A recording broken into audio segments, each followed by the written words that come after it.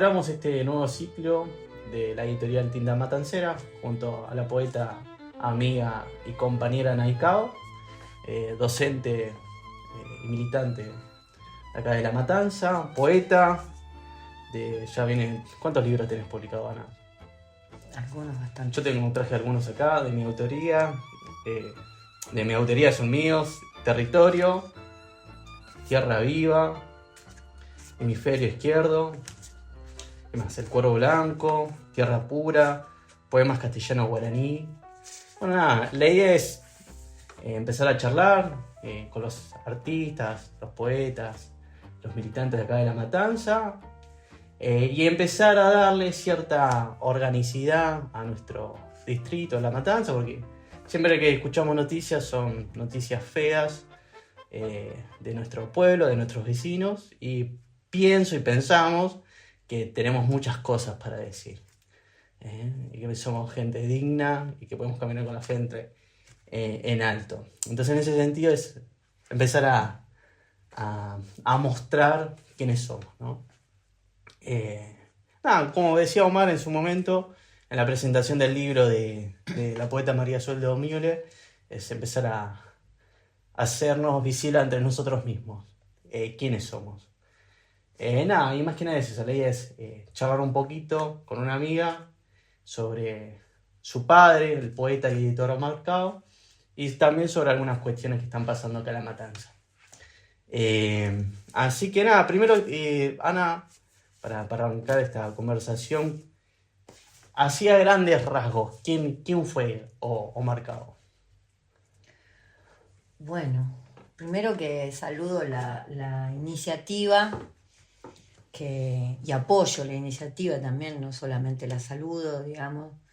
Me parece muy importante que haya espacios que difundan los pensamientos libres.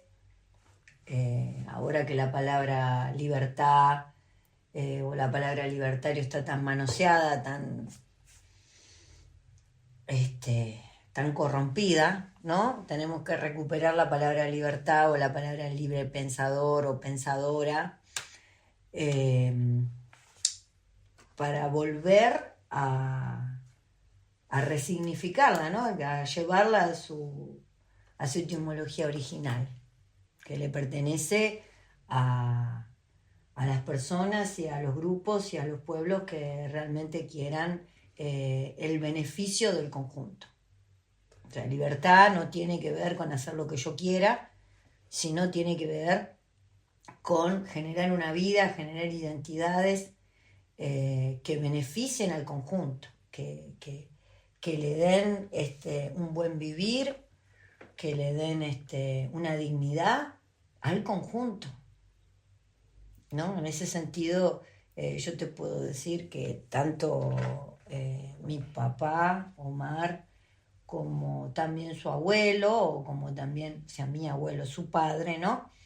Venían amasando esas ideas, ¿no? Esas ideas de libertad, esas ideas de libertad en el pensamiento, de qué era lo correcto para que haya una justicia en la manera de vivir y de repartir las riquezas. Se debatía, por ejemplo, mucho si el arte o el artista o el poeta era un trabajador, era un oficio, era un hacer de un trabajo, era un oficio, era una cosa que tenían que hacer, una actividad que tenían que hacer por fuera del trabajo. Entonces, bueno, todos esos debates que tenían que ver con la identidad, ¿no? La identidad de él como varón, como trabajador, como padre, como persona, como artista, si vos querés, poeta, no creo que artista decía, poeta, ¿no? Reivindicar ese hacer que es el hacer del poeta. ¿Cómo tiene que ser un poeta? No solamente poeta es aquel que escribe un par de líneas o un par de versos, ¿no?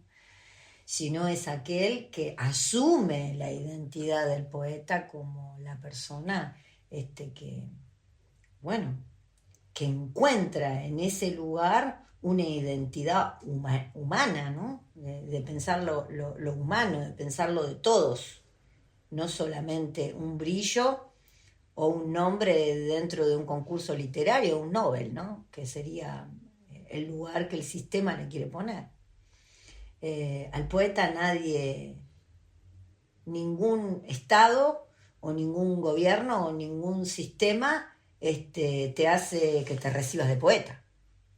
O sea, es una función social o una función cultural o una función política absolutamente fuera de la hegemonía, creada por el pueblo, por la memoria colectiva, a servicio de esa necesidad de esos, no sé, cantares de gesta o de esas grandes gestas colectivas que son los pueblos, ¿no? Con sus culturas, con sus actividades, con sus costumbres, con sus dramas, con sus rebeliones, con sus cosas que quieren conservar, ¿no? Con sus grandes vidas. Y bueno, y creo que mi viejo era parte de eso, uno más de eso, que vivió una generación que fue la generación del 50, ¿no? Con todos los sufrimientos que tuvieron a los 20 años, a los 25, con los miedos, pero también con las rebeldías de toda esa generación, ¿no? Con los dolores, con las pérdidas, con todo lo que le sucedió en definitiva a los que tenemos 50 años, la generación de nuestros padres, ¿no? Sí, pensaba cuando vos hablabas de libertad, que muy poco nombraste, solamente una vez, la cuestión de la economía, ¿no? Del libre mercado, como ahora el presidente. La libertad para él es eso. Y vos estás hablando de otra libertad. Bueno, mi viejo era un tipo que era tornero de repusaje.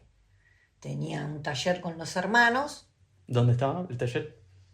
En Tablada, por ahí tenía un taller con los hermanos, que a su vez venía de la herencia de parte de la familia Cao, que venía con esta cuestión del acero inoxidable, ¿no?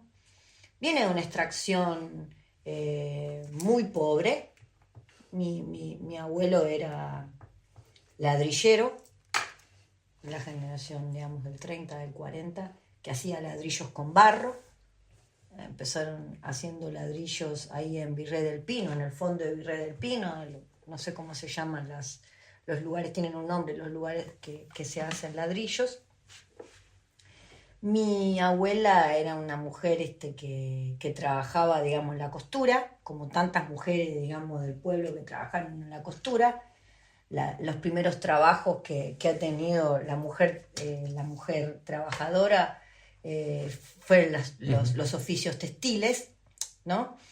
Después, bueno, mi abuelo muere cuando mi viejo era muy joven, tenía 12 años, tenía otros hermanos también. Entonces, mi abuela se queda viuda. Al principio trabaja en costura, en la parte de bordado, bordado con la máquina, ¿no? Y después, bueno, tiene que salir a trabajar muy jovencito porque tiene que trabajar, porque ya no tenía más al padre. Entonces, bueno, sus estudios lo realiza, digamos, en forma nocturna, siempre trabajando con los hermanos. Ya trabajaba en el torno cuando era chico, ya le habían enseñado, bueno, que había que trabajar.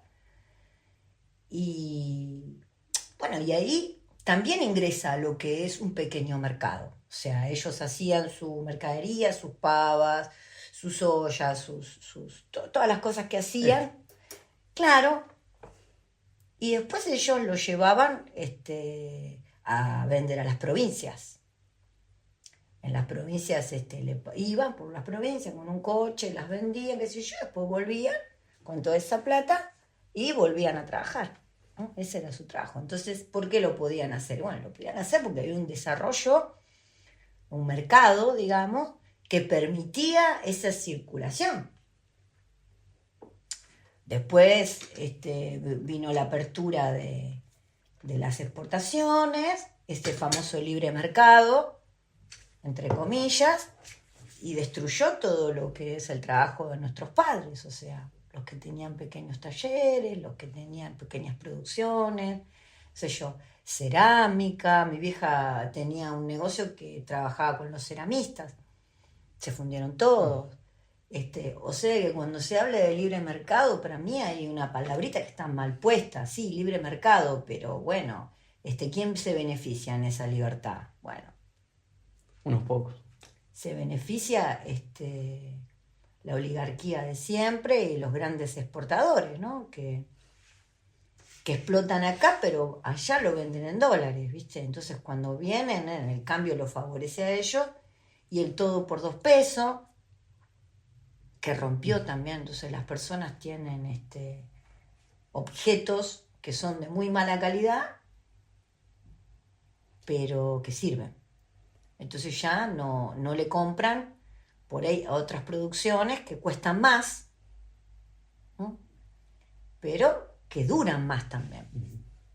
Sí, recién cuando... Pensá eso, pensalo con los coches, pensalo con las heladeras, Con pensalo... las telas, con todo. Claro, con la tela. Pensalo con todo. No todo de China, aparte. Claro, entonces así fueron haciendo bolsa el aparato productivo.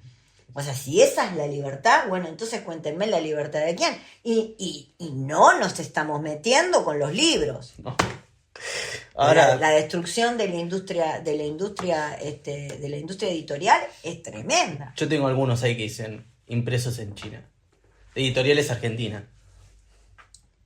Bueno, qué sé yo, ¿viste? O sea, si esa es la libertad que queremos, y bueno, no sé, no tengo más palabras para decir nada, ¿viste? ¿Qué nos pasa, no? Pero recién hablabas, iba anotando algunas cositas. Cómo también salimos un poco fuera de la personalidad de Omar. Cómo el poder se adueña un poco de las palabras, ¿no? El poder no solamente se adueña de las palabras, el poder se adueña de las palabras, pero atrás de las palabras se adueña de los símbolos, ¿no? Y atrás de los símbolos, atrás es una manera de decir, ¿no? Lo que hace es producir una confusión en las conciencias que se sostiene o que se impone un poco con el miedo y otro poco con la ambición, ¿no? Hacérnote creer con falsas promesas, como cuando dijeron que iban a pagar los sueldos en dólares.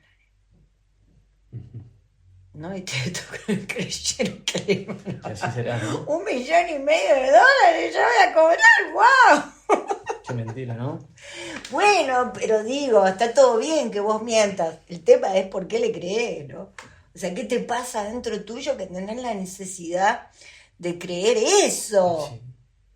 Sí, y miro un poco todo el material que hay en la mesa, todo lo que fue elaborando tu viejo, y pienso, ¿qué más hay que hacer, no? Como, ¿hasta qué punto Primero poner en orden, me parece a mí, esta relación, este dolor, esta herida con la confianza. Nosotros no podemos confiar más en personas que no merecen nuestra confianza. No podemos confiar más. Entonces, que hay un problema ético de fondo. ¿Qué pasa? No podemos diferenciar lo que está bien de lo que está mal, de lo que nos beneficia a lo que nos perjudica. ¿Qué nos pasa? No podemos darnos cuenta, y no, porque naturalizamos la violencia. Yo he llegado a esa conclusión. Naturalizamos la violencia. Entonces dice, bueno, si me van a pegar, que me peguen más despacito, ¿viste? ¿No? No. Y si van a vender droga, bueno, que vendan droga, pero que bueno, que tienen un hueso, ¿no? Y si van a vender todos los glaciares, bueno, que nos quede un poquito para nosotros. O sea, me parece como que es tanta la violencia, es tanta la cantidad de abusos y de ¿no? que venimos recibiendo, que ya es como que nos enamoramos de nuestro torturador, ¿no? Sí. Es una cosa terrible. Sí, el verdugo está... Claro, nos enamoramos del verdugo. Porque capaz que si lo queremos un poquito nos pega menos, nos mata menos, capaz, digo, le damos un besito en una de esas, lo cambiamos. No, no se puede cambiar al verdugo. El verdugo está para eso. Porque ese es su trabajo, ¿no? Y pensar que vamos a poder cambiar o que vamos a poder modificar algo sin hacernos cargo de que tenemos que modificar las condiciones que lo hacen crecer o que lo hacen desarrollar, y es como, no sé, mentirnos un poquito más y no llegar al fondo de la situación. El fondo de la situación, y bueno, el fondo de la situación, hay que llegar al fondo de la situación. Sí, recién hablabas de la familia acá, y me acordé de Julio. No sé si quieres comentar un poco quién fue Julio. Digo, todo tiene que ver con todo. Tu hijo también ha escrito sobre Malvinas. Bueno, Julio, la imagen que yo tengo de Julio, ¿no? Julio era un muchacho muy bueno, muy generoso, digamos, venía de la familia, el papá se llamaba Julio también, de Elmira, la mamá, ellos tenían la fábrica que te estoy contando, Tu viejo laboraba con ellos. laburaba en la fábrica de ellos, o sea que lo conocen desde chico. Y Julio, bueno, era un muchacho que siempre trabajó dando alfabetización popular, una persona criada, digamos, en los valores del catolicismo, el catolicismo, digamos, en su arista servicial, y en creer en la patria, en la nación, ¿no? En la cosa colectiva, en el nacionalismo. Entonces, bueno, él trabajaba en las villas, él era maestro, y cuando viene Malvinas, como tantos otros, con un buen corazón, él dice, yo quiero ir a pelear por mi patria. Tenía 22, 23 años. Yo quiero ir a pelear por mi patria. Yo voy a ser maestro, pero ser maestro no era cualquier cosa. Ser maestro era ser el ejemplo, ¿no?, de lo mejor que tenía que tener un país, porque te estaba mirando una criatura. Y no era una mierda ese pibe de 7 años. Era un hijo argentino de la sociedad argentina, frente al cual vos tenías una responsabilidad como hombre. No era cualquier cosa. No era un tipo ahí que le pagaban 2,50 pesos para hacer cualquier cosa y tener una guardería. No, no. Él tenía esa identidad. Entonces, ¿cómo yo voy a pararme frente a un nene de 7 años, de 8 años, de 9 años, de 10 años, de 11 años, siendo un cobarde que no quiere pelear por ellos? No te olvides también que estaba la dictadura, no te olvides también que estaban todos estos discursos de que los ingleses iban a venir y nos iban a invadir, y toda una situación, digamos, también muy confusa en toda esa época, ¿no? Porque él no era un ingenuo, él sabía lo que era la dictadura. No sé hasta qué punto, digamos, tenía conciencia de los secuestros y de todas las cuestiones que estaban sucediendo, porque no nos olvidemos que la dictadura es la que hace Malvinas, ¿no? Digamos, la que dirige la guerra de Malvinas. Entonces él se alista de voluntario. Él podría no haber ido a Malvinas porque tenía a la esposa que estaba embarazada, y porque además estaba terminando su carrera de maestro y estaba ejerciendo. Pero él quería ir a Malvinas. O sea, él consideraba que era su obligación. Mucha parte de la familia no quería que él vaya. De hecho, mi viejo no era una persona que estaba a favor de Malvinas. Mi viejo pensaba que Malvinas, y esto era una discusión que tuvo con Delmira, ¿no?, que después Delmira se hace presidente de veteranos de Malvinas cuando termina la guerra y Julio cae asesinado, ¿no? Mi viejo consideraba que la guerra de Malvinas era parte de la dictadura y que los muertos de Malvinas eran parte del asesinato que había ejercido la dictadura. Esa era la mirada de mi viejo. Y eso no quita, digamos, el valor de Julio, ¿eh? Eso no le quita el corazón a Julio, no le quita nada. Nada. absolutamente nada. Yo creo que él, como muchos muchachos correntinos o incluso de las provincias, ¿no? Que mi abuelo quería ir a Malvinas. Mi abuelo quería ir a Malvinas, quería ir de voluntario. Mi abuela le dice, vos llegás a ir a Malvinas y yo te parto un palo por la cabeza, le dijo. Porque, bueno, ¿me entendés? Entonces, ya sos grande, mi abuelo era grande. Pero él tenía ese sentimiento que era genuino y que un corazón generoso, entregado, ¿no? Un tipo entregado. Sí, pienso así como a grandes rasgos en tu familia, ¿no? El apellido Cao.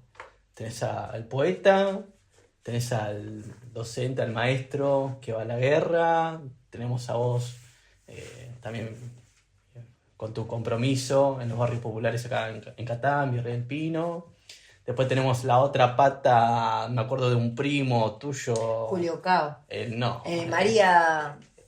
El que es José María Cao. Uno que es radical. Ah, el hermano de mi papá. El hermano de tu tío. Mi tío Aldo. Bueno, digo, pero hay una conciencia, ¿no? De la cuestión política y social. Digo, ¿y eso quién se lo termina inculcando? Y eso para mí viene de mi abuelo. Mi abuelo, mi abuela también, ¿eh? Mi abuela, me acuerdo cuando estaba enferma, tenía muy presente a Evita, por ejemplo. Mi abuela, la esposa, o sea, la madre de mi papá. Bueno, pero a ver, gente que venía de España o que venía, ¿no? Los inmigrantes, que habían sufrido muchos la guerra civil española, ¿no? No podían no darse Claro. cuenta. No podían no darse cuenta. Porque no te olvides que un inmigrante ve todo con más claridad. Porque tiene que insertarse en un lugar, Claro. ¿no? Y las condiciones laborales de principio de siglo eran tremendas. No había sindicato, ¿no? O sea, la cuestión del indio estaba mucho más, bueno, también, ¿no? Mucho más manipulada, o sea. Yo calculo que viene de ahí, digamos, de todo lo que fue principio de siglo, ¿no? La formación de los conventillos, la formación de los barrios populares, las condiciones laborales tremendas, cómo los retornaban a su país, la policía que era mucho más dura, ¿no? O sea, ahí si no cumplías con lo que la patronal te decía, el calabozo, o te echaban, o no tenías nada, ¿no? Y eso despierta a los pueblos, esa brutalidad despierta a los pueblos, ¿no? Lamentablemente. Sí.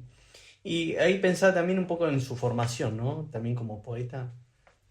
Mi papá creía mucho en lo autodidacta. Mi abuelo era autodidacta, ¿por qué? Porque en la década del 30 nadie iba a la escuela, porque no había escuela. Y primaria ahí, secundaria, olvídate. Claro, la primaria obligatoria ya es como... Mi primero, abuela no pero... sabía firmar, pero ahí. Entonces lo que tenían todos ellos era la memoria. Ya sabían el Martín Fierro de memoria, el Fausto de memoria. Había todo un conocimiento en los oficios. Qué sé yo, tenían que saber las cosas de los oficios. Era importante saber un oficio, era importante saber plomería, era importante saber construir una casa, era importante saber hacer un pozo ciego, era importante hacer un vestido de tela para que tus hijos puedan tener, porque no había plata, entonces las mujeres con lo que tenían se las ingeniaban para hacerle un vestidito a la nena, un pantaloncito, una cosita para que sus hijos vayan bien al colegio, para que vayan vestidos. Toda esa generación fue una generación, era la generación de los oficios, digo yo. De la plomada, no sé, de las cosas que eran útiles, ¿no? Sí. Porque tenían que hacerlo ellos. Ya mi papá también tenía eso de los oficios. Por eso decía que la poesía, o que el poeta tenía el oficio de poeta. ¿No? No era un trabajador de la cultura, no. Una persona que lo hacía por sí mismo, ¿no? Lo hacía por sí mismo, era un oficio que él aprendió y que tenía que brindar a los demás. Una tarea más. No lo separaban de la tarea laboral, digamos, física. Era una tarea más. ¿Me explico? Sí, se entiende. Por lo tanto, no era una función social. Una cuestión mera artística. Claro, no, era una tarea que los trabajadores se daban, además, cuando terminaban de trabajar. O sea, terminaban de ser albañiles, bueno, le quedaba, no sé, 3, 4, 5 horas, le dedicaban a escribir. A escribir. ¿Para qué? Para después juntarse en algún lado y expresar. Como era antes. Con las payadas y todas las cosas. ¿Y por qué pensás que eligió la poesía entre tantas variables? ¿Por qué? Por el tango. Porque mi abuela cantaba tangos. Por ejemplo, mi abuela estaba cocinando y cantaba tangos, ¿no? Mi abuelo escribía cuentos. Y como te digo, aprendían de memoria, se aprendían de memoria, porque les gustaba. Poemas enteros. Me acuerdo que a la vuelta de la casa de mi viejo vivía un hombre que se llamaba Caco, que ya falleció. Y él era payador. Estamos hablando de Loma del Mirador. No, de Catán. De Catán. Y él había estado en el circo criollo. Bueno. Y bueno, él se sentaba, venía a la mañana, no sé, venía a tomar mate los sábados y él empezaba a recitar poemas, ¿no? Poemas gauchescos. Y yo calculo que eso habrá sido también de parte de mi abuelo, que también sabían el Fausto de memoria, se sentaban y recitaban, les gustaba. Nadie les pagaba, les gustaba. Es como el espíritu de las fiestas, como es en el interior. Y vamos a hacer la fiesta, no sé, qué sé yo, de la papa, y vamos a bailar y vamos a cantar y vamos. Y ahí vienen los músicos y bailan y cantan. Y todo el mundo lo hace porque siente. 1 día, 2 días, 3 días, 4 días. Y así se van formando los cantores populares, así se van formando los recitadores, ¿no? Así se forma la cultura popular. Todo lo demás, ¿qué vamos a decir? Son personas que, bueno, sí, que vienen de las universidades, lo que sea. Pero si eso no está, si esas fiestas no están, si esas grandes reuniones no están... Sí, el encuentro con el otro. Pero las grandes reuniones que hacen a la identidad de los pueblos también. ¿Entendés? La identidad de los pueblos, no que viene una empresa y me pone ahí que no, sale porque ellos lo quieren hacer. Ahí lo tenés a Castilla en el norte con la carpa blanca y dale, se juntaban. Y acá también. ¿Cuántas veces nos hemos juntado en la Ferrere, en la presentación de un libro, en la presentación, no sé, qué sé yo, de un compañero que no sé, que canta, entonces vamos todos a escucharlo. Y bueno, es ese espíritu, nada más que imagínate que va todo el pueblo a festejar, no sé, el nacimiento, qué sé yo, de la... no sé, de alguna la primavera, como se hacía en la antigüedad. Bueno, vamos a festejar la primavera, pero todos que salgan. Bueno, eso, el carnaval, la primavera, antes estaba eso. Sí, mismo en los barrios. El carnaval era impresionante. Exactamente, sí. La primavera también. Los clubes, la sociedad de fomento. Bueno, viste que ahora ya no está más. Pero se sacan esas fiestas. Ahora tenés que pedirle permiso al municipio si querés hacer un carnaval en la plaza. Claro, o sea, se fue quitando esa identidad fuerte. Los pueblos originarios tienen su fiesta fuerte, el Inti Raymi, ¿no? Las fiestas de las distintas fiestas que tiene cada pueblo. Y duran días enteros, ¿no? Tienen danzas con eso, la danza del pin-pin, la danza de qué sé yo. ¿Y qué pasa? Queda identidad. ¿Por qué la sacaron? ¿Por qué no le dejaban a los negros producir sus cantos? ¿Por qué no le dejaban producir sus fiestas?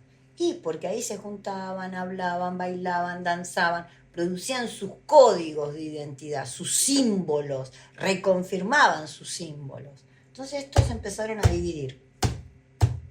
Y ahí se fueron apropiando. Y se fueron apropiando. Pero la base es esa. O sea, ¿qué te hace a vos de un pueblo? Y que pertenezcas a su cultura. Y si su cultura no existe más, y no existe más ese pueblo, no existe más la identidad. ¿Y qué sos ahora? Y ahora sos un trabajador. ¿De qué? Y bueno, de tal lo que el problema es que ahora cerraron las fábricas. Entonces, ¿qué sos? Ya no sos obrero, no sos de un pueblo originario. ¿Qué sos ahora? Desempleado. ¿Y qué identidad tiene el desempleado? Ninguno. No sé, qué sé yo. Pero estás en una crisis, Sí. ¿no? Estamos en una crisis. Entonces no sabemos qué somos. En realidad, tenemos identidad. Pero estamos tan confundidos en nuestra situación de tanta crisis que nos quedamos ahí como, ¿no? Como en esa confusión. Boyando. Yo creo que es eso lo que nos pasa.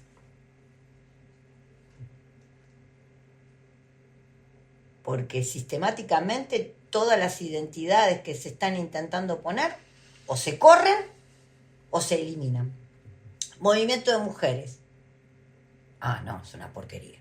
Movimiento obrero. Ah, no, es una porquería. Movimiento de los pueblos originarios. Ah, no, es una porquería. ¿Y entonces? Todo es corrupto. Todo está mal. O entonces díganme que está bien. La libertad del mercado, y bueno, nada, que a vos te echen Sí, bueno, y pero, que nadie te pero- pague un mango. pero yupi no vamos a hacer todos. No, es tremendo. Para volver ya más a Omar, ¿no? Acá tengo sus libros. Creo que publicó 10 títulos. También tuvo la oportunidad de... Cuando no... pienso en este. Viva la anarquía. Viva la anarquía, mira, ya que estamos hablando. Ya no, saliendo del formato físico del libro, yendo al CD, este es del año 2015. Digo, aún en Omar se nota algo de que siempre las ganas y el trabajo de seguir produciendo poesía, seguir difundiendo, por cualquier canal que sea, ya sea de la reproducción física, el CD, lo digital, ¿no? Y viendo un poco acá pensaba que qué tipo de poesía escribía Omar, ¿no? ¿Cómo puedes definir esa? Tenemos El Mirgado de la Luna y otros asuntos, El País de las Estancias, El Linchera, Uno de Dos, Palos de Ciego, está la Antología Universal, Manual del Tornero Repujador, Cantos del Sur, bueno, Viva la Anarquía. ¿Qué pensás? ¿Qué escribía Omar? Para explicar un poco a la gente.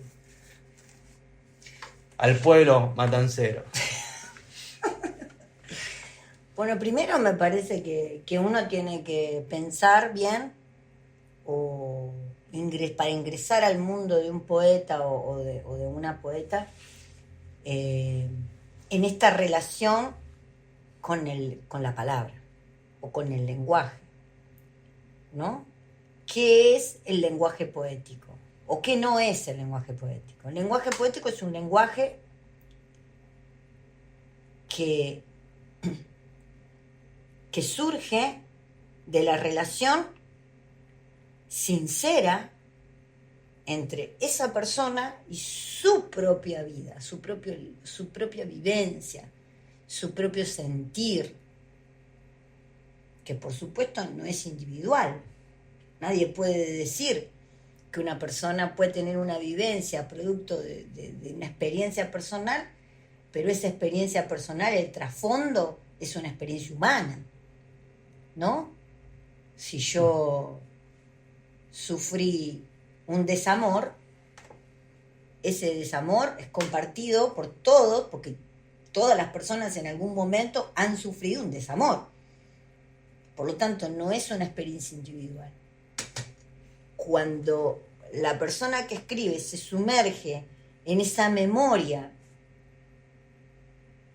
y la siente y la piensa de manera profunda, y puede ver que no es absolutamente propia, sino que es compartida, que es humana, que es natural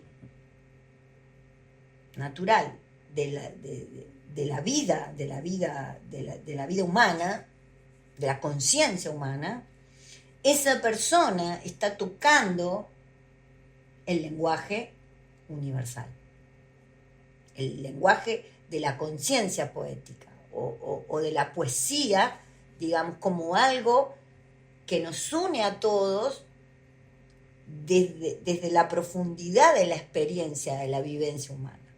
Entonces, ¿qué es lo que busca un poeta? Y creo que mi viejo era un poeta. Busca conocer profundamente esa conciencia humana. Y en el caso de la generación a la cual pertenecía, bueno, no podía evitar el dolor, la guerra, la tortura, ¿no? La parte violenta, el poder, ¿no? Porque es la experiencia que le tocó vivir. Fue parte de esa generación, ¿no? Que presenció, tanto la generación también de mi abuela, presenciaron la Primera Guerra Mundial, presenciaron la Segunda Guerra Mundial, presenciaron la Guerra Civil Española y presenciaron las dictaduras en todo el continente, no solamente en Argentina, Chile, Uruguay, etcétera. ¿No es cierto? La Revolución Cubana. Entonces, ¿cómo puede sumergirse un poeta? Tiene que sumergirse en la conciencia de su tiempo.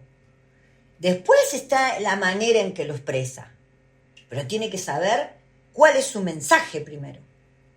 Un poeta que todavía no encuentra cuál es su mensaje, bueno, ¿de qué voy a hablar? Y no sé, todavía no, y bueno, todavía le falta. No entiende bien qué es lo que tiene que decir. Y después está cómo lo digo.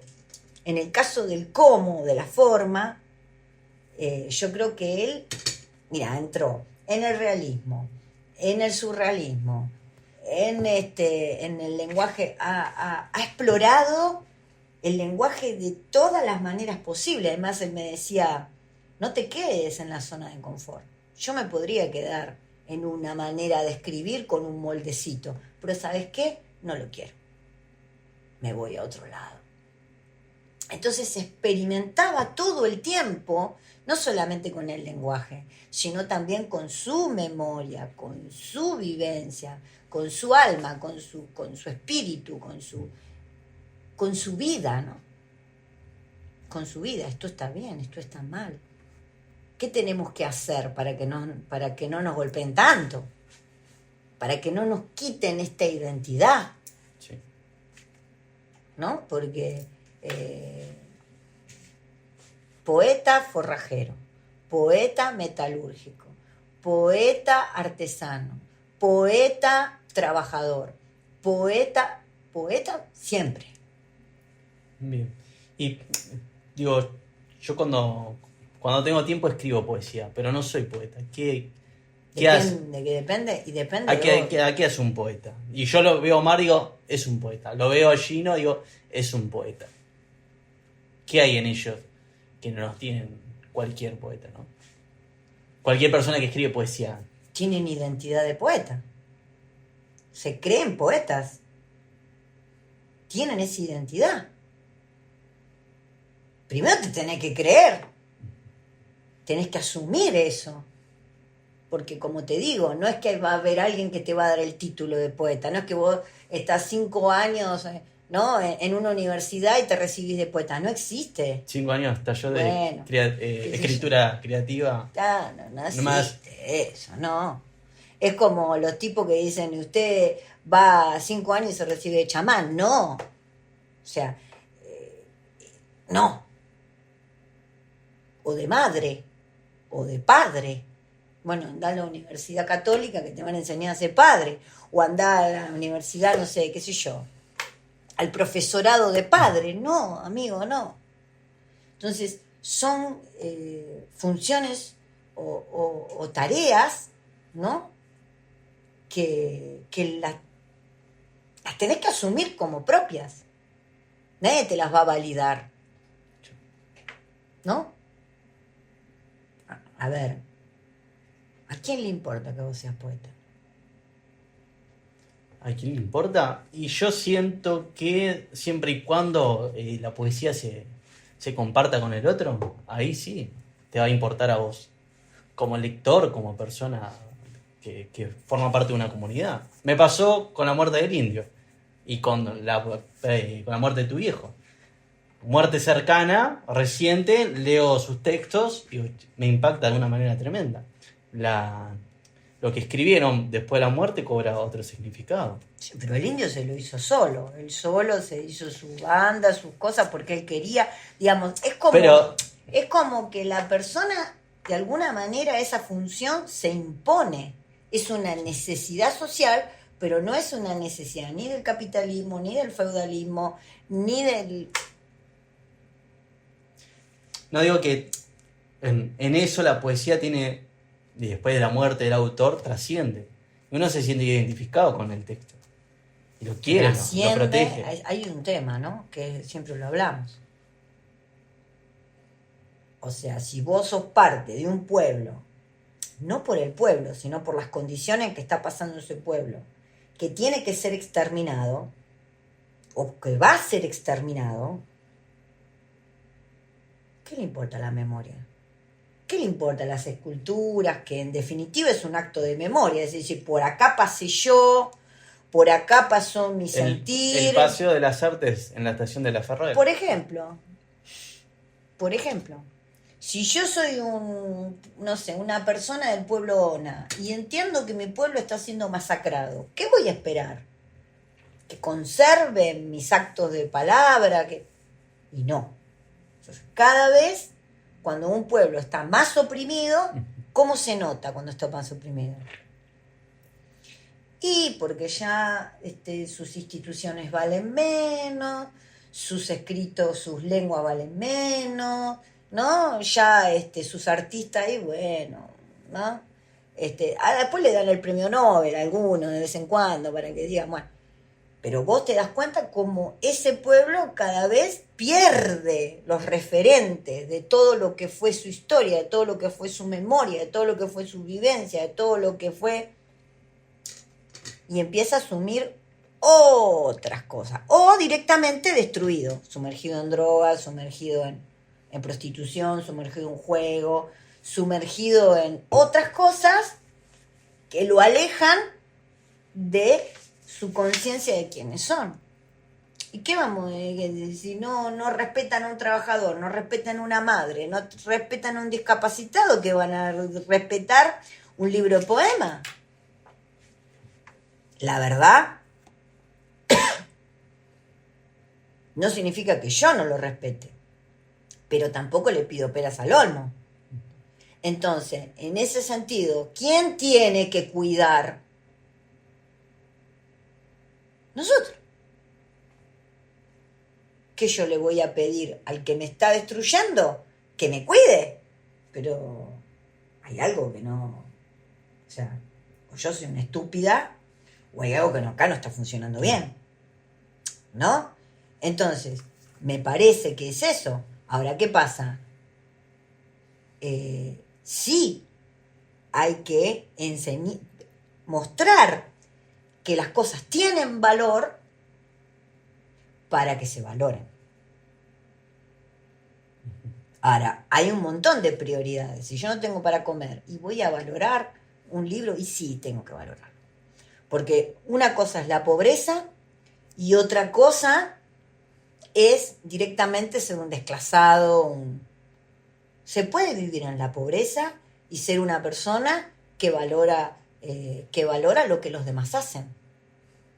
Ahora, si a mí ya no me importa absolutamente nada ¿no? Y ya quiero destruir a los demás, bueno, ya estoy pasando de ser una persona que está mal, pero que todavía aporta a un cambio positivo, y bueno, sea en el lugar en que esté, porque puede estar adentro, arriba en el poder también esta persona desclasada.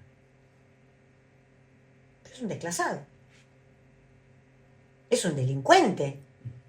Si vos ves, por ejemplo, que un río está contaminado, bueno, las empresas que están contaminando ese río, que ellos no viven ahí, porque no viven ahí, ellos viven en otro lado. Entonces, esos delitos, ¿contra quién lo están haciendo? Y contra toda la población. Contra nosotros, hola. Entonces, no nos estamos haciendo cargo que se nos está infringiendo delitos sobre nosotros. ¿Y qué se ve? Que los ríos están cada vez peor, que las calles están cada vez sucias, que se vende falopa a un pibe de 7 años. ¿Y eso qué? Son delitos. Se llaman así, se llaman crímenes. ¿No? Crímenes contra el ambiente, crímenes contra la persona, crímenes contra la... Crímenes. Crímenes administrativos. Una persona que recibe un dinero y no lo administra como corresponde, está haciendo un delito de administración. Y después, sumado a ese delito de administración, vienen todos los otros delitos. Porque si una empresa está contaminando y nadie le dice nada, hay un delito administrativo primero y después hay un delito contra la persona y contra el ambiente. Entonces, ¿qué nos pasa? Para mí, yo estoy convencida de que hay un problema ético. Que no podemos reconocer lo que está bien de lo que está mal. Hay algo que nos está pasando a los argentinos que no sé qué pasa.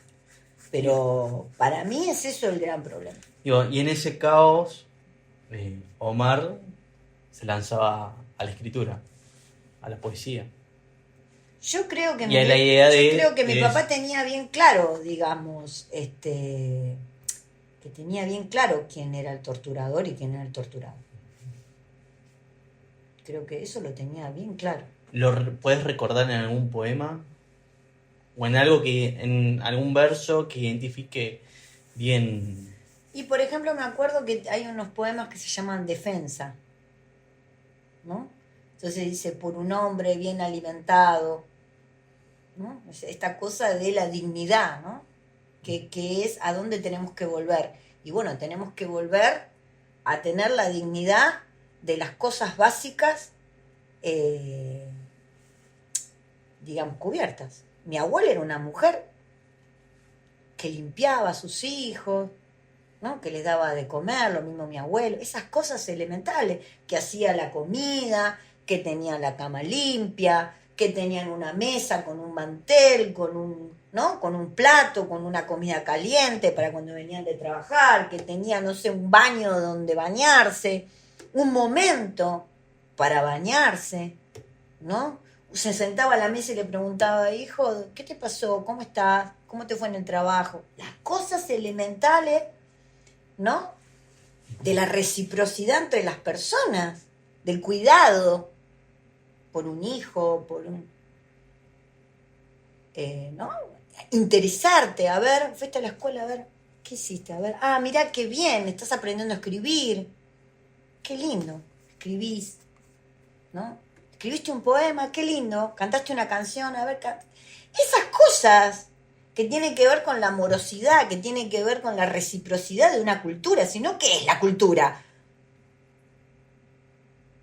Escribir un libro importante sobre una masacre, bueno, basta de masacre, no quiero escuchar más nada, lo que quiero es que cambie, ¿no? O sea, ya escribiremos una poesía más alegre cuando la sintamos, bueno, que venga rápido, ¿no? Porque yo no quiero un arte decadente, a mí me gustaría tener un arte para poder expresar, no sé, cosas lindas, cosas buenas, cosas, ¿no? Que potencien la vida, la belleza, la felicidad, el amor, no sé, las cosas del humano. Nos olvidamos ya que vinimos para eso, no nos olvidemos, no vinimos acá a sufrir, ¿eh? Después pensaba en tu viejo, a partir de la participación y de lo colectivo, ¿no? Digo, ya él como editor en su etapa, bueno, acá Ediciones Cruz de Mayo, Pedro Chapa, un violín en Praga y Villegas. Creo que es la calle, una calle, ¿no? Ahí en San Justo sería Praga y Villegas. Y después a lo que sería El Cardo Azul, en la actualidad, no sé, esto es de Patricia Verón, un poemario, Mañanitas.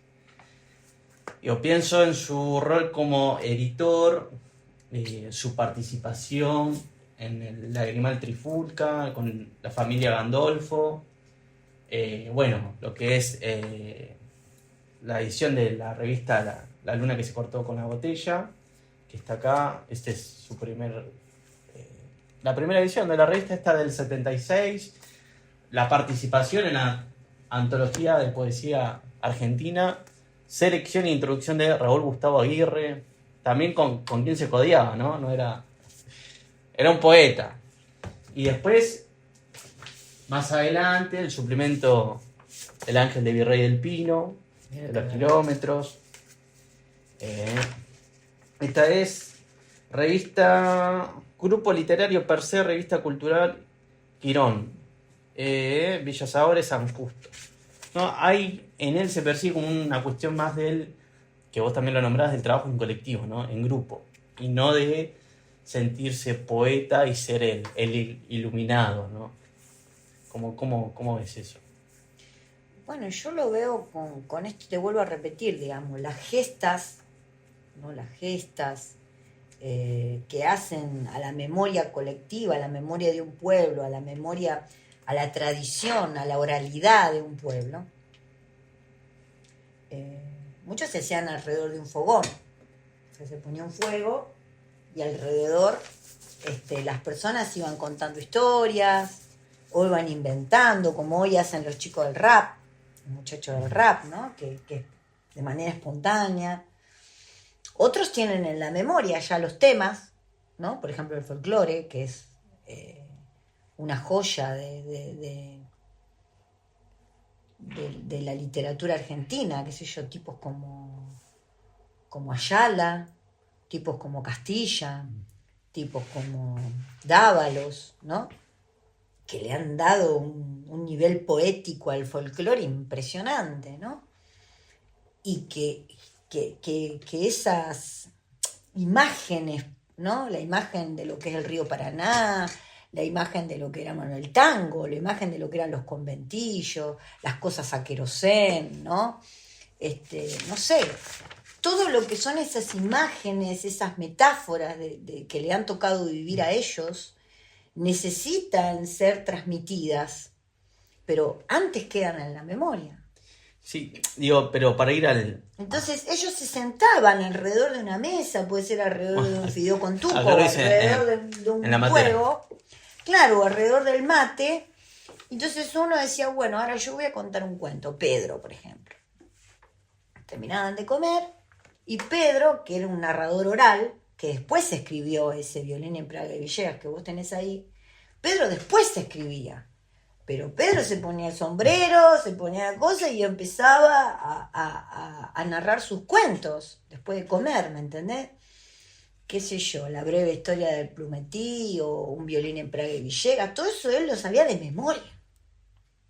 Iba a la cochera o iba a la tapera o iba a donde lo llamaban y él empezaba a decir cosas de memoria, pero te estoy hablando, no sé, 5 o 6 páginas de memoria se sabía el tipo. Claro. Lo mismo, bueno, en el caso de Patricia Verón, se hacían grupos de 30 poetas en la casa de mi viejo, donde se iban al fondo, allá al campito, y con el mate o con alguna cosa, y cada uno iba leyendo, ¿viste? Nadie lo interrumpía a la persona. Y se escuchaba, ¿viste? Y así era todos los fines de semana. O en lo de Gino también pasaba lo mismo, y esas prácticas se siguen manteniendo. ¿Pero por qué? Porque es muy importante escuchar la palabra que cada uno tiene para decir. O sea, no se puede reemplazar un ser humano por una máquina, no se puede reemplazar un ser humano por un audiolibro, no se puede separar un ser humano de una IA. Cada uno tiene en su alma, en su espíritu, en su memoria, algo para decir, y tiene que decirlo. Los guaraníes dicen que esa es la palabra alma que tiene cada una, ¿no? la esencia está en la palabra, está en la voz. Entonces, no es que el poeta es una persona especial. El poeta es aquella persona que ha logrado escuchar o que ha logrado conocer esa alma palabra o esa palabra alma que tiene adentro de sí y que simplemente la tiene que decir. Ni nada más. No es una persona especial, no es un iluminado, no es un intelectual. No. Es una persona que se ha descubierto a sí mismo. Y nada más. Y que después tiene la constancia para decirlo. En ese sentido, ellos creían, como me parece algunos seguimos creyendo, que es parte del desarrollo humano. No es algo especial. Ni nadie te tiene por qué pagar por eso. Parte del desarrollo humano. Pagarte o no. Pero vos lo vas a seguir haciendo igual. Es parte de la naturaleza humana. Parte de tu necesidad de expresarte. Pero no se puede aprender. Cada uno lo tiene que aprender solo. Lo tiene que descubrir solo o sola. Nadie te puede decir, y mirá, enamórate de este, enamórate del otro, ¿no? O no sé, o acepta esto, acepta lo otro. Nadie. Eso queda en cada uno. Este ejemplar de El Ángel de Virrey del Pino, primer suplemento literario de La Matanza, es octubre del 99. ¿Qué me podés contar de esto? Mira, vemos La Matera o Marcao. Itinerario de la poesía latinoamericana. Homenaje. 4 poemas de Eduardo Dana. Poesía joven de Virrey del Pino. ¿Quién habrá estado ahí? El hombre de traje a cuadros, Curayen. Libros leídos, Lidia Blanco. Noticias, cartas. ¿Qué es esto? Bueno, yo la conclusión que saco de esto, por ejemplo, este dibujo De Frida. lo hizo, es un retrato a lápiz que hizo un chileno que se llamaba Gris Vicencio. Acá está Él venía de hijo desaparecido y esto se hacía con papel madera, porque no teníamos plata. ¿Viste el papel? Siempre pobre, ¿no? Siempre pobre. ¿Viste el papel madera ese que se usa para envolver para envolver Palma de madera, el marrón. Sí, el papel madera marrón. Bueno, y unos lapicitos pobres que tenía Gris, que eran así de chiquitito, los usaba hasta lo último, en los 90, había una misiadura. Pero sí, estas cosas Bien. hermosas, ¿no? Y ahí en la biblioteca de Virrey del Pino se hizo una exposición de la obra de Gris. Gris trabajaba en la calle Florida y tenía sus exposiciones, entonces vos le dabas a él con una foto vieja que tenías de tu familia, de alguna persona, y él te la dibujaba. ¿No? Entonces Carlos, que era el que coordinaba el suplemento literario, le sacó una foto a alguno de los dibujos de Gris y lo puso de tapa. Después La Matera era una cosa que escribía mi viejo acerca de sus concepciones acerca de la poesía, de lo que era la poesía, de lo que era ser poeta, dentro de La Matanza, de esa condición, ¿no? ¿Y esto era cómo se vendía, se distribuía? El poeta forrajero, le decían. Y esto se vendía, lo tenía Blas Belusi, que todavía vive Blas Belusi, me dijeron, en un diario que se llamaba El Ángel, que llama, o no sé si seguirá existiendo, El Ángel de Virrey del Pino. Y bueno, y hacían esto, que se vendía aparte, salía 0,05 centavos. Y estaba en los puestos de diario, en las escuelas, ¿no? En todos los lugares. Emilce Anzoátegui era una poeta de del grupo de Ricardo Rubio, que falleció. ¿Y qué pensás cuál era la idea del suplemento? Enfatiza un poco, ¿no? Primer suplemento literario de La Matanza. Defender la identidad, esta identidad que estamos hablando, ¿no? Defender la identidad de los trabajadores, de las personas que hacemos la cultura, que hacemos el trabajo, en una sociedad que se caía a pedazos en los 90. Recuerda lo que eran los 90. En una sociedad donde Trueque, mate cocido, pan. Sí, el aparato productivo. Guiso. Sí, el aparato productivo estaba destrozado, la droga estaba por todos lados, muchos estaban desocupados, mucha desocupación. La mayoría de los que estaban acá hacían malabares para vivir.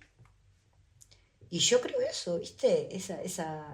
El sistema educativo estaba cada vez más empobrecido, estaba vaciado, o habían intentado vaciarlo.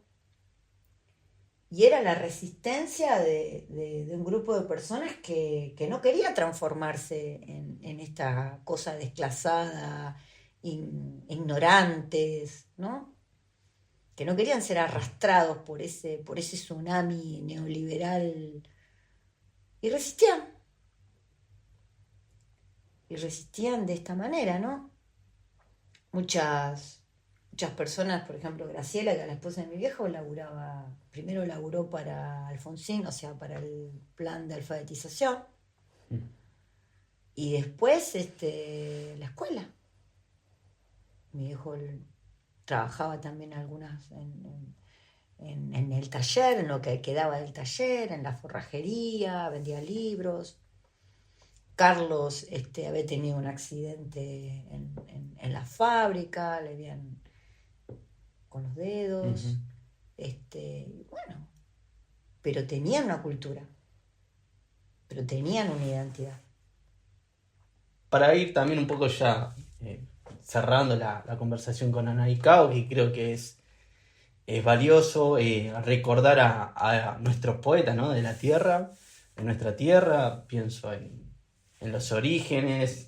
De hace unos meses atrás se le hizo un homenaje a Almafuerte en la Plaza de San Justo, donde tiene su busto. También recordar que en la casa donde vive Almafuerte, donde nació, en San Justo, que da la vuelta del Club Huracán, solamente hay una plaquita y está abandonado. No, creo que es el galpón, me parece, en donde el Club Almafuerte guarda los cajones de cerveza y Coca-Cola, ¿viste? Y gaseosa.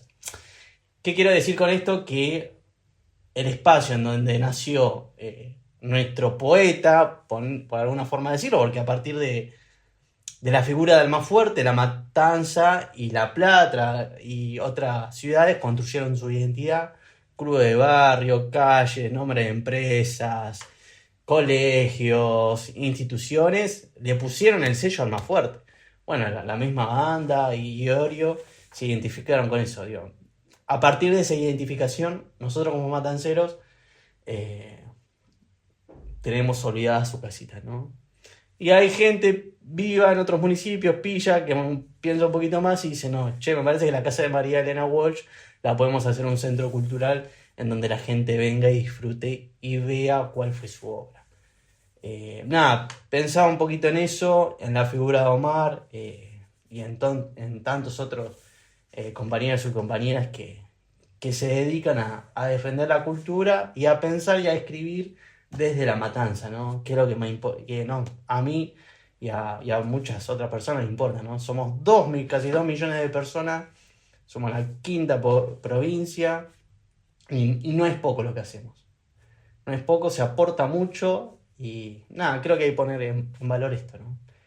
Pero bueno, para cerrar un poquito, Ana, si querés leer algún poema que más te guste de Omar para recordarlo.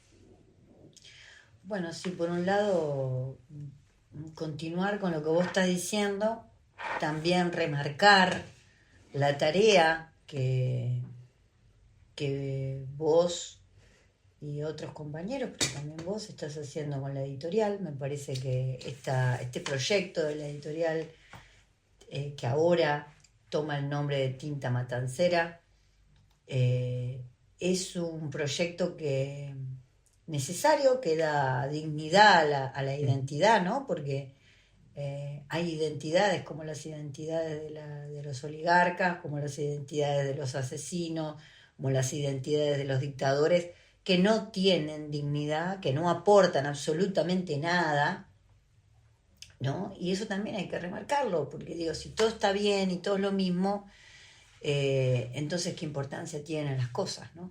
Y no todo es lo mismo y no todo es igual. Entonces me parece que es importante. Yo no soy peronista, por ejemplo, pero sí me parece importante la historia nacional, y me parece muchísimo más importante reivindicar o mostrar, que tenga un lugarcito, por ejemplo, mostrar el espacio de Rosas y que no haya un shopping, por ejemplo.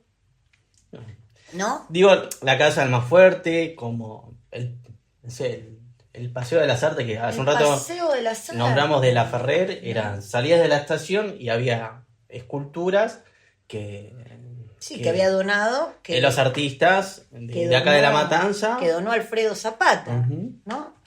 y fueron demolidas, robadas, ¿no? Sí, o los murales de Malvinas, que también estaban dentro de la estación, o el trabajo que hizo nuestro querido Dalgud, que falleció hace poquito, ¿no? Con Alicia en la Ferrer. Uh-huh. La película, sí. La película Alicia en la Ferrer, que es como una niña inocente, ¿no? Empieza a deambular porque se pierde en una ciudad tan violenta como la Ferrer, y empieza a preguntarle a cada uno de estos personajes, ¿no? Que pueblan la ciudad de la Ferrer, cómo hace para regresar a su casa. Me parece una cosa de un nivel metafórico muy interesante, ¿no? ¿Qué pasa con esta figura de la infancia, ¿no? Que quiere regresar porque está perdida? Y bueno, y eso también es una cosa que ha dejado la memoria, ¿no? Que ha dejado la vida de algo.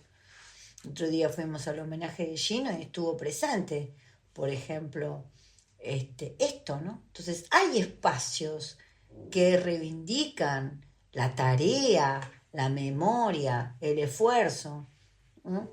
De lo que estamos viviendo, lo bueno y lo malo, y cómo los pueblos atraviesan también esas tragedias, sí, ¿no? Porque tenemos que estar a la altura de estas circunstancias. ¿Cómo lo resolvemos? ¿O va a quedar así? No, creo que parte del problema es el tema de la difusión y la comunicación, ¿no?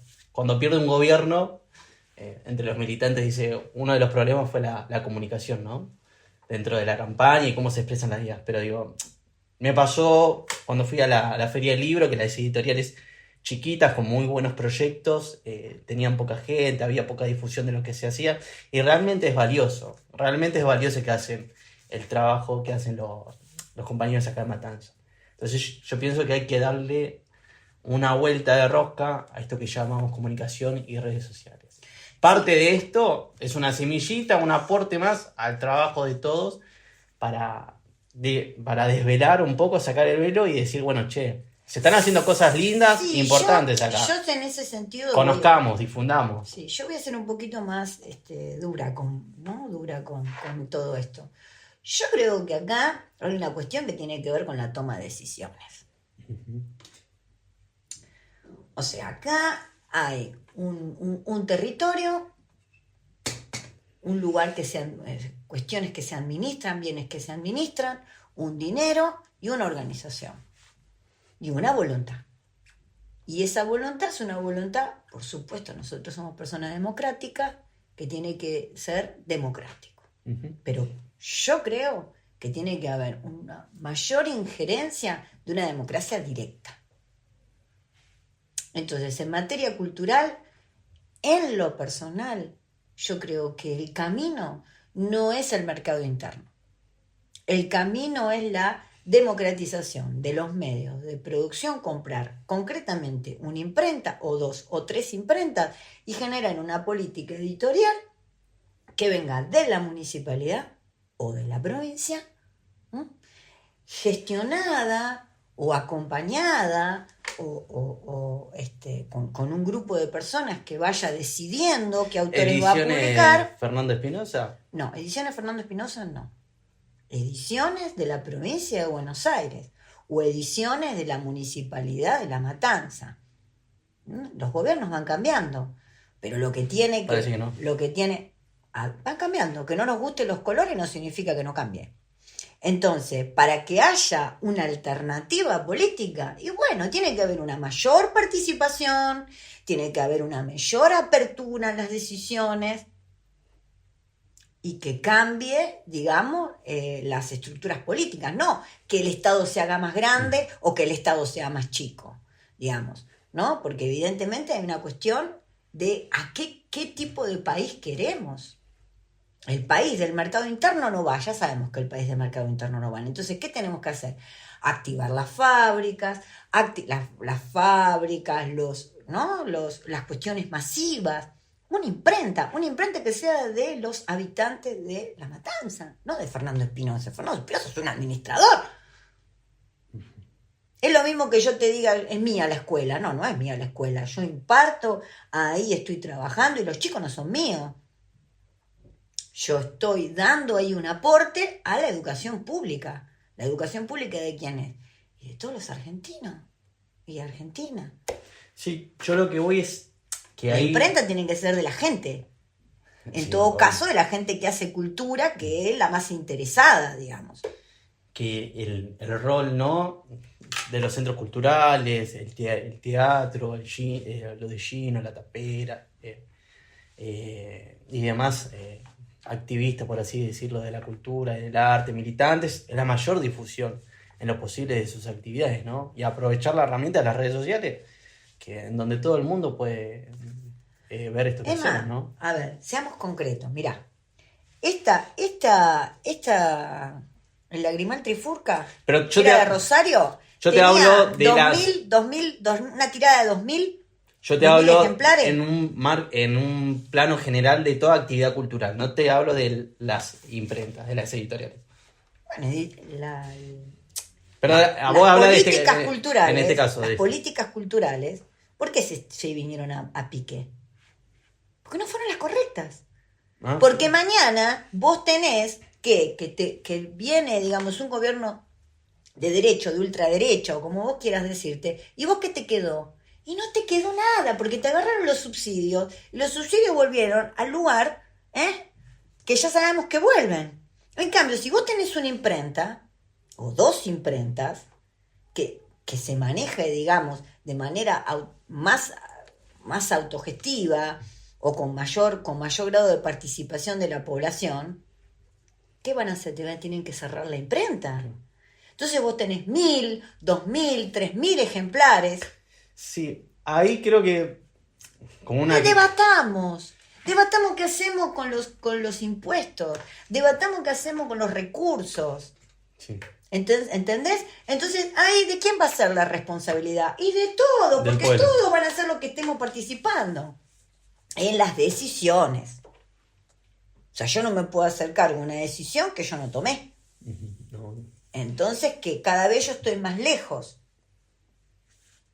de la participación política. Entonces, bueno, puede ser una de las razones por las cuales se decide mal. Sí. Porque total, como lo hacen los demás y a mí yo no corto ni pincho, ¿no? A ver, si hay una empresa que está contaminando, me contamina a mí, a mi hijo, a mis vecinos. ¿Por qué no se la sanciona? Hablame, previo a la lectura del poema. Si no hay, si hay un abandono de los objetos que los artistas están generosamente donando, ¿quién es el responsable de que ese paseo de las artes esté roto? ¿Quién es el responsable? ¿Quién es el responsable de que los artistas en La Matanza no puedan publicar? ¿Qué pasa? ¿Quién es el responsable o los responsables de que no haya tomógrafos o que no haya Salarios. Bueno, ¿me explico lo que te digo? ¿Querés contar? Porque esto da para... Porque si no, ¿sabes qué? Es como que hacemos No, y todo cae en saco roto, ¿no? Entonces, si hablamos de política cultural, digo, tenemos que pensar en defender lo poco que tenemos. Vos hablaste de las casas, ¿no? De las casas, de los poetas, de las casas. Sí. Las casas y la obra también. Sí, no, obviamente. Entonces, de acá, de la democracia para acá, toda la obra que lo han hecho las personas con su jubilación, que lo han hecho con su salario, que lo hayan... ¿Dónde se va a guardar? ¿Dónde se va a conservar? Acá en Matanza te tengo que decir tristemente que en las bibliotecas personales de cada lector.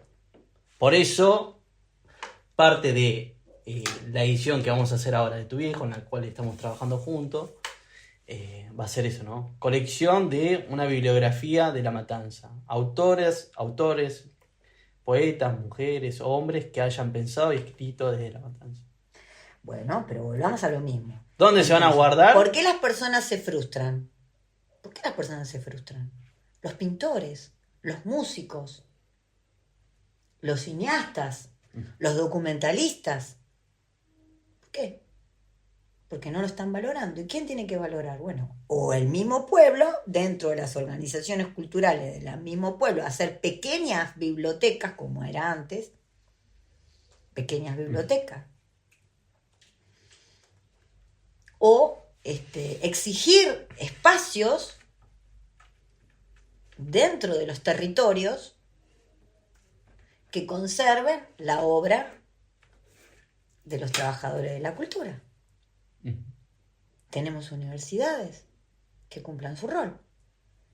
Tenemos centros de formación terciaria que cumplan su rol. Tenemos bibliotecas populares que cumplan su rol. Que yo sepa, ninguno de estos compañeros quería que quedara en el lugar de ningún coleccionista personal. Todos lo hicieron para que lo lean, claro. Para que lo lea su pueblo, su comunidad. ¿O no? Sí. Bueno, ¿qué me tengo que viajar yo hasta la biblioteca del Congreso? ¿Por qué? Si yo tengo acá un profesorado en el kilómetro 29. Si es en el caso de que hayan hecho el depósito que marca la ley. Bueno, pero digo, para entenderlo en términos concretos. No, obvio. La idea es que el pueblo, la gente acá, pero vos hablaste del problema ético también, ¿no? Cómo el pueblo toma conciencia de lo que se está produciendo acá y decía cuidarlo, reservarlo, ¿no?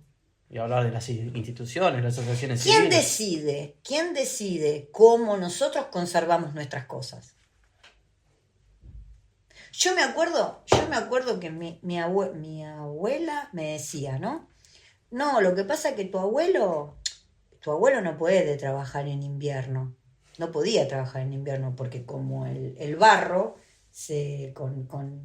el ladrillero, como te decía al principio, y la lluvia lo mojaba al ladrillo y todo el trabajo que ellos hacían de coser el ladrillo y qué sé yo, ¿no? Entonces viene la tapadita, que eso lo ponen en la época de Eva Perón. Entonces dice, ¿de quién es el ladrillo?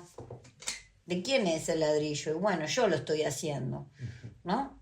Entonces que se levante el patrón a taparlo, si el ladrillo, yo lo hago, pero el ladrillo es del patrón, que se levante el patrón a las 3 de la mañana a taparlo con un nylon. Y así nació la ley de la tapadita, ¿no?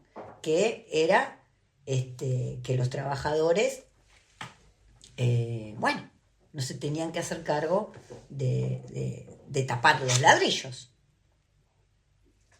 Y ahí van ganando, ¿no? Esto, ¿para quién lo hacemos? Para la comunidad. Entonces, ¿quién tiene que preservar esto?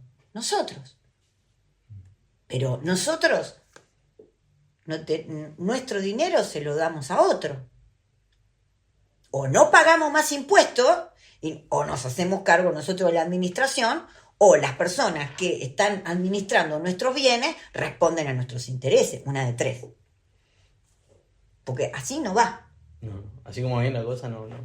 Así no va, ¿no? Lo mismo que le pasaba a ellos que esto lo había dicho Evita, digamos, ¿no? O sea, muchachos, ¿de quiénes son los ladrillos? De los patrones, que se levanten los patrones a las 3 de la mañana bajo de la lluvia, ustedes no vayan, ¿no? Entonces, bueno, estas cuestiones que claras al pan y al vino, ¿no es cierto? Si yo a vos te regalo algo, ¿vos qué vas a hacer?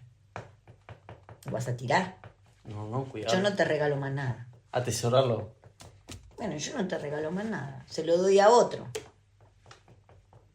Entonces, bueno, eso por ahí también, no sé, pensar, ¿para qué hacemos los libros? No sé. Pensarlo de otra manera, cómo nos queremos organizar con nuestras cosas, no sé. Pero pensémoslo entre todos, no lo deleguemos a otros.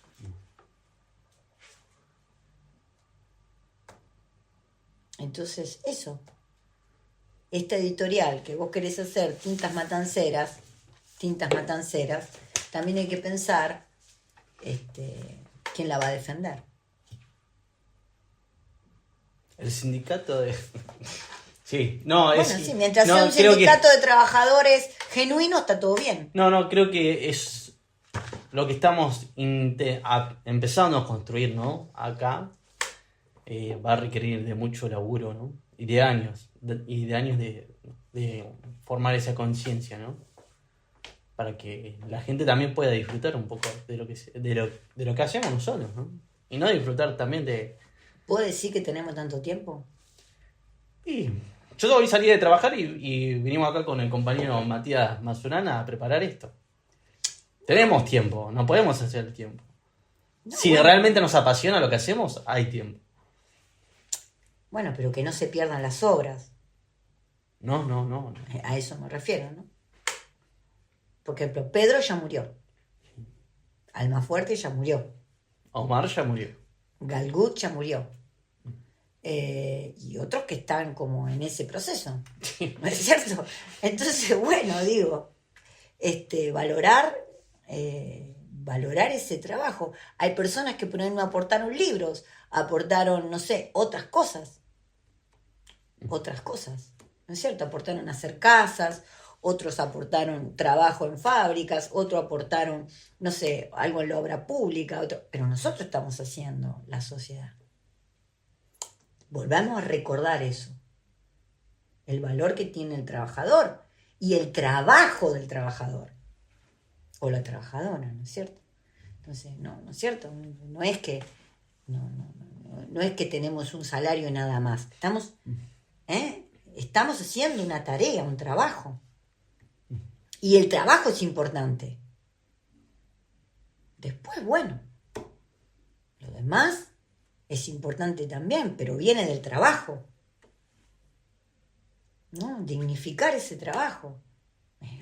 Eso. Sí. Si no, todo da igual. Da lo mismo. Y no da todo lo mismo. No es lo mismo un corrupto que está ahí trabajando o vendiendo droga o haciendo cosas, digamos, que destruyen a una persona que está laburando. ¿Para qué? Para que otro esté bien. ¿Para qué? Para que otro se pueda desarrollar. Para que el pibe que viene después, porque este murió, pero hay otro que está en camino, tenga una mejor vida. O que se termina con nosotros, no se termina con nosotros la historia. No. Entonces, si no tenemos el suficiente amor por nosotros mismos, tengámoslo por el que viene adelante. ¿No? Digo, eso. Mi humilde opinión. Sí, no, mi humilde opinión no. Es así. Digamos, yo tengo 2 hijos. ¿Qué quiero de mis hijos? Que tengan una mejor vida, no que tengan una vida peor.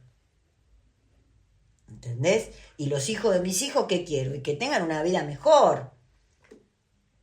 que si nosotros podemos limpiar un río, que si nosotros podemos guardar la memoria de su abuelo, la memoria del que va a venir después va a ser mejor recibida porque, bueno, porque ya van a tener la idea de que hay que valorar al que está vivo. Omar, acá en este poema que le dedica a Ricardo Rubio, dice: inventemos lo maravilloso, lo poético, la acción concentrada. De lo utilitario hay demasiados ocupándose. Es parte de eso. Bueno, ahí hay una idea de que lo utilitario, ¿no? No lo útil, sino lo utilitario, ¿no? Pasa. Vos no sos un ser utilizable. Vos haces algo útil como trabajador, ¿no? Pero no sos descartable.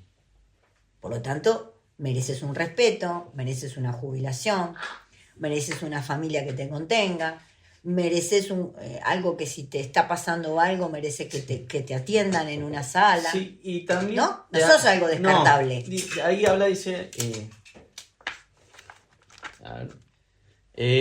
inventemos lo maravilloso, lo poético. Y te vuelvo a retomar la reciente, la muerte del indio, que uno lo que termina por trascender o lo que deja acá en el territorio, en lo real, es también la obra, ¿no? La cuestión de la poesía, el arte, ¿no? Que es, de alguna forma, es la memoria también de los pueblos, ¿no? Sí, además la obra que llevó adelante el indio evidentemente no se podría haber hecho sin toda una cultura que lo sostenga, ¿no? Eres como el emergente de eso, ¿no? Entonces lo maravilloso es aquello que justamente que te puede dar la vida. Por eso es importante que la persona esté viva y esté bien, porque es lo que genera lo maravilloso, la vida humana, el trabajo, la vida humana, el amor entre la gente, los nacimientos, esa cosa, ¿no? De la vida. Porque si no daría igual vivir de una manera que vivir de otra. Nos da lo mismo, todo nos da igual. Y nos da todo igual. Nos da todo igual. No es lo mismo el horror, ¿no? Vivir en una cosa horrorosa que vivir bajo la belleza y la maravilla de la vida. Nos vamos a morir igual, sí, pero no es lo mismo una vida que otra, una identidad que otra. ¿No? Digo, no sé. Está bien, coincido con lo que decís. Bueno, ¿qué nos vas a leer, Ana, para el público? Bueno, a mí me gusta este poema que a veces lo leo, que se llama Mariú, que habla de un momento crítico de la generación de mi viejo, pero también de todas las generaciones que van a venir después, que es los fusilamientos de José León Suárez, ¿no? Mira, previo a eso hablábamos con Mati sobre el libro de Walsh.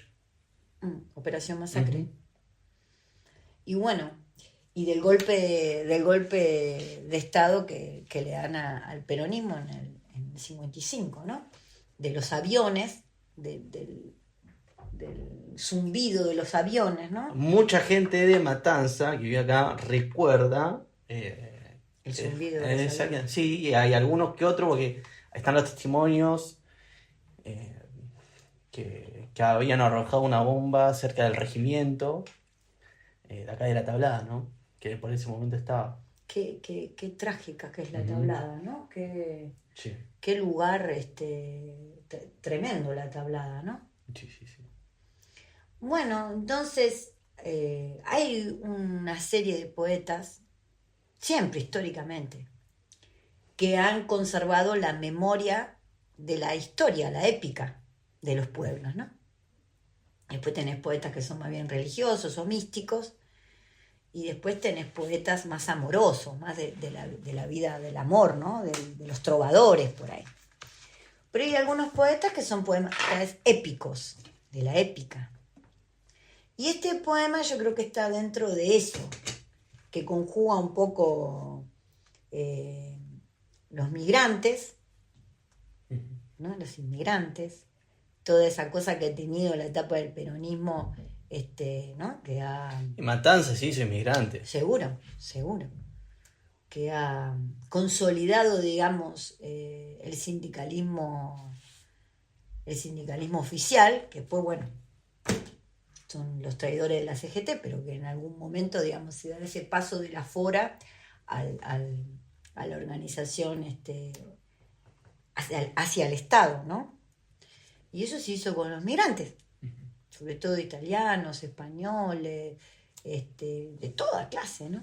Jean Martín Fierro habla de los italianos, de tantos, ¿no? Y esto habla de los fusilados de José León Suárez y de una mujer, Mariú, ¿no?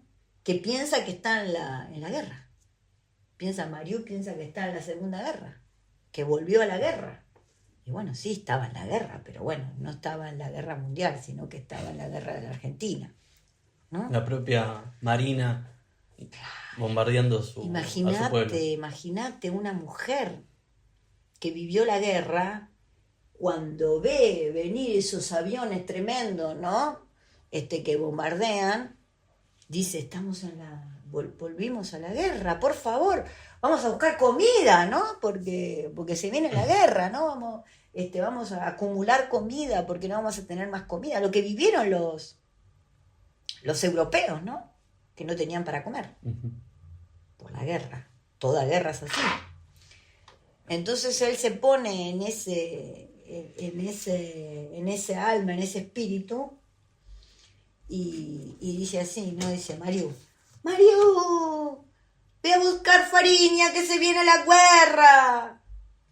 Nosotros jugábamos en el potrero, bajo el zumbar de los aviones, en el cielo, y el Mario, y el Pino, y el Colino, y Varelita, y el negro Leiva, y Beto, el Cabezón, y Carlito Serra, y hasta Tabeta, el polaco. Fueron arreados por madres enloquecidas. ¡Adentro!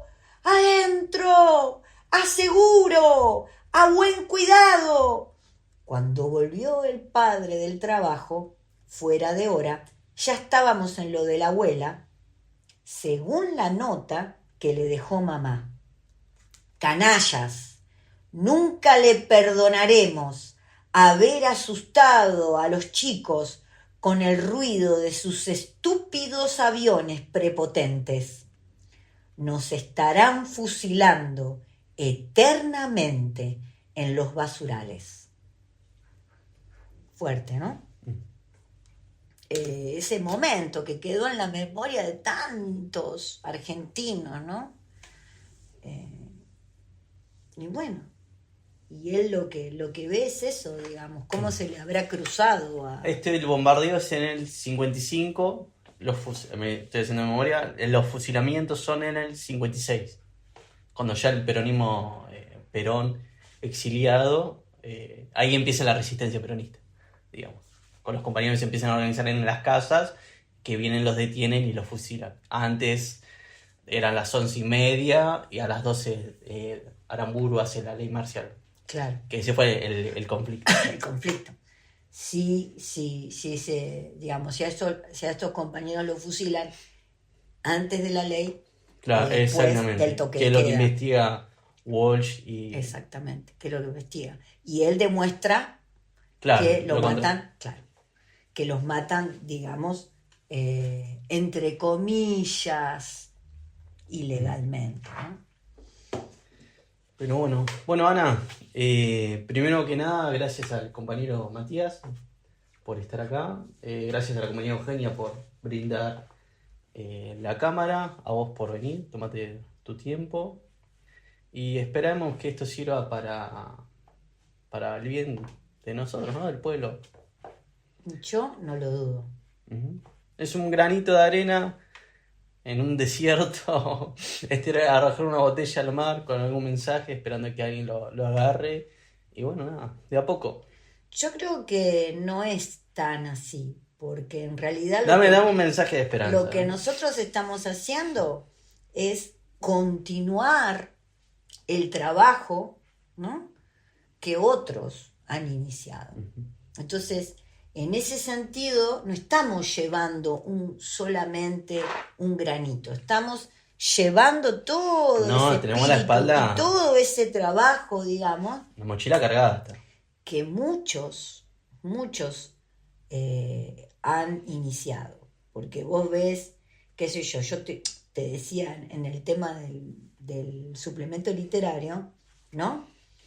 En mi papá estaban las ideas de mi abuelo, estaban las ideas de los anarcos, estaban las ideas de los socialistas, tantos y tantas hombres y mujeres que quizás no sabían escribir, porque vos fijate, por ejemplo, las primeras revistas, ¿no? No sabían escribir. Entonces decían, no importa, escribí como te salga. No importa que tengas falta de ortografía, lo que importa es que el compañero haga uso de la palabra, se exprese. No, pero otro habla por mí. No, otro no habla por vos. Vos tenés que hablar por vos. Porque acá no hay representante, todos valemos lo mismo. Pero vos te tenés que hacer cargo de vos. Por lo tanto, vos, ¿cómo te sale? ¿Cómo te sale? Tenés que escribir lo que te pasa. ¿Qué te pasa a vos en el trabajo? ¿Quién te trata mal? Tenés que denunciar vos. Nadie que lo haga por vos. Vos lo tenés que hacer por vos. Entonces vos veías revistas con falta de ortografía o con personas que recién aprendían a escribir. Entonces un compañero le enseñaba a otro o a otra, ¿no es cierto? ¿Entendés? Y así, digamos, se iban formando las federaciones de trabajadores, escuchando al otro, no negándole la palabra. Entonces, ¿qué es escribir un libro? No negarle la palabra al otro. Nunca le tenés que negar. Por eso la palabra era sagrada, porque es la expresión de lo que, ¿no? La expresión profunda de la persona, de la vida. El respeto a la palabra era el respeto a la vida de la otra persona. Por eso cuando uno habla el otro se calla, cosa que ahora, bueno, parece que esa cultura también la hemos perdido, ¿no es cierto? Pero todo eso son sabidurías, que parece que tienen que volver a activarse. Es muy importante escuchar, porque si no, no negás. Después viene otro y te dice, no, acá se hace lo que yo digo, y si no, bueno, no sé, le mando a la gendarmería. ¿Qué es eso? Autoritarismo, ¿no es cierto? Entonces, ¿qué tocaban estos antifascistas? ¿Qué era el antifascismo? Antiautoritarismo, ¿no? Se pelea por una cultura antiautoritaria. Y eso es la democracia. O por lo menos el camino de la democracia. Hacia eso era el espíritu de la democracia. Después tenemos que ir conquistando el gobierno del pueblo, una cultura más antiautoritaria. Cada vez más antiautoritaria, más pacífica, más libre, ¿no? Y algunas cosas se conquistaron, otras nos faltan. Pero estamos bien por el camino que estamos. Vamos por el camino correcto. Y la literatura es parte de esa defensa de ¿qué? De la expresión, de la libre expresión y del el anti-autoritarismo. Por eso los milicos, ¿qué hacían? Quemaban bibliotecas. Quemaban libros, sí. ¿No? Quemaban bibliotecas, cerraban. ¿Qué hizo este delincuente? Porque este es un delincuente. ¿Qué hizo? Cerró el Inca, ¿no es cierto? ¿Por qué? Porque esa película, claro, no te va al cine y te dice, no, acá no se ve. Te cierra directamente el lugar donde se provee. Entre eso y la represión a una biblioteca, la represión a un cine es exactamente lo mismo. Lo que pasa es una forma más fina. Está bien, yo no voy con 3 milicos y te quemo la biblioteca. Voy y te cierro los lugares. Es lo mismo. Te financio. Es lo mismo. Es lo mismo. Nada más que de otra manera, un poquito más, digamos, fina, ¿no? Es más fina, nada más. Pero es algo absolutamente autoritario. De libertad, nada. Bueno, ¿concluimos? Concluimos. Bueno, estamos. Gracias por todo, chicos.